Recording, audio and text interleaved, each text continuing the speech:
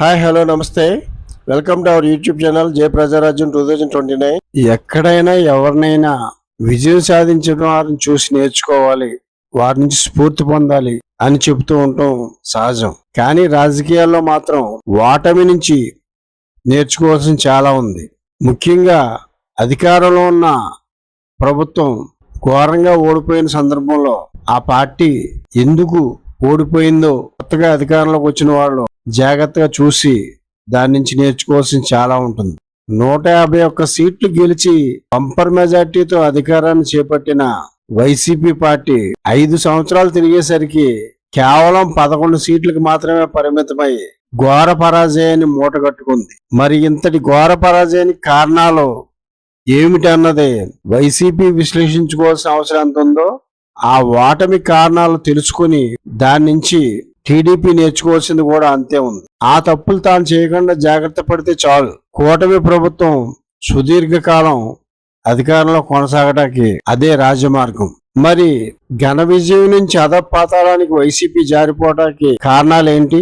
ఇందులో ప్రధానంగా మాజీ ముఖ్యమంత్రి వైఎస్ జగన్మోహన్ రెడ్డి వైఖరే ప్రధాన కారణం. ఆయన అధికారం చేపట్టడమే ప్రజావేదిక అనే ప్రభుత్వ నిర్మాణాన్ని కూల్చివేయడంతో తన అధికారాన్ని మొదలుపెట్టారు జగన్మోహన్ రెడ్డి. కోట్ల రూపాయల ఖర్చుతో ప్రభుత్వం నిర్మించిన ఆ నిర్మాణాన్ని కేవలం తెలుగుదేశం ప్రభుత్వం నిర్మించిందన్న ఏకైక కారణంతో దాన్ని కూల్చివేయడం కన్నా తమ ప్రభుత్వంలో ఆ నిర్మాణాన్ని మరో దానికి వినియోగించుకోవడానికి ఆయన ఆలోచించలేదు.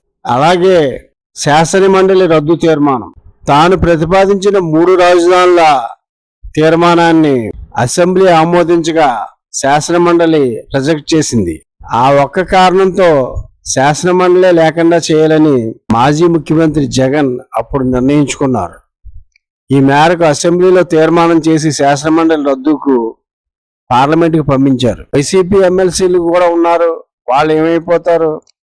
మరికొందరిని ఎమ్మెల్సీలుగా చేసే అవకాశాన్ని తాను చేజేతుల్లో జారవిడుచుకుంటున్నాను, ఇవేమీ ఆలోచించలేదు జగన్మోహన్ రెడ్డి. తాను ప్రతిపాదించిన తీర్మానం మండలిలో రిజెక్ట్ అయింది కాబట్టి ఆ మండలే ఉండకూడదు అనే మొండి వైఖరితో ఆయన వెళ్లారు. అలాగే మరో ఉదాహరణ తీసుకుంటే పవన్ కళ్యాణ్ విషయం. పవన్ కళ్యాణ్ తనకు రాజకీయ ప్రత్యర్థి. పవన్ కళ్యాణ్ ఎదుర్కోవాలంటే ఎన్నో మార్గాలు ఉన్నాయి.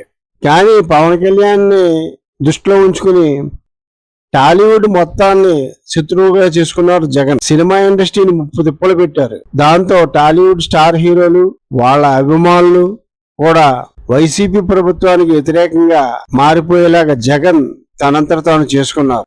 జగన్మోహన్ రెడ్డి చేసిన మరో దుందుడుకు నిర్ణయం కోనసీమ జిల్లాకి అంబేద్కర్ కోనసీమ జిల్లా అని పేరు పెట్టడం. ఈ చర్య ద్వారా జగన్ పొరుగుతో తలగొక్కున్నట్టయింది. సామాజిక వర్గాల మధ్య సున్నితమైన సమస్యగా ఉండే విషయాన్ని తనంతట తాను రెచ్చగొట్టి పొరుగుతో తలగొక్కున్నట్టుగా చేసుకున్నారు జగన్. ఈ చర్య వల్ల ఆ ప్రాంతంలో బీసీలు, కాపులు, ఇతర అగ్రవర్ణాలు అంతా కూడా వైసీపీకి వ్యతిరేకంగా మారిపోయారు.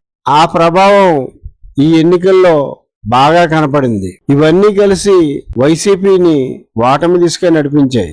అలాగే బీసీలకి, ఎస్సీలకి పదవుల పందారం వైఎస్ జగన్ ఉదారంగా వ్యవహరించారు. అయితే అవి నేతి బీరకాయలు నెయ్యి చందంగా అధికారం లేని, ఎలాంటి నిధులు విధులు లేని పదవుల పందారం అని ఆ బీసీలు, ఆ ఎస్సీలు తేలిగ్గానే కనిపెట్టగలిగారు. దానితో ఆ వర్గాల్లో కూడా తీవ్ర అసంతృప్తి ఎదురైంది. వీళ్ళ దాకా అవసరం లేదు. వైసీపీ ప్రభుత్వంలో ఏ మంత్రి కూడా తన అనుకున్న మేర పనిచేయగలిగే పరిస్థితి లేదు. స్వేచ్ఛగా తన మంత్రిత్వ శాఖను నిర్వహించుకోగలిగే అవకాశం మంత్రులకు సైతం లేదు.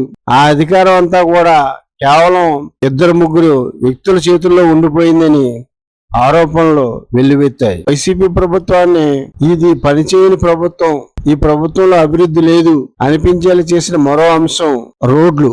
రాష్ట్రంలో రోడ్ల పరిస్థితి దయనీయంగా ఉన్న ఆ వైపుగానే వైసీపీ ప్రభుత్వం ఆలోచించింది లేదు.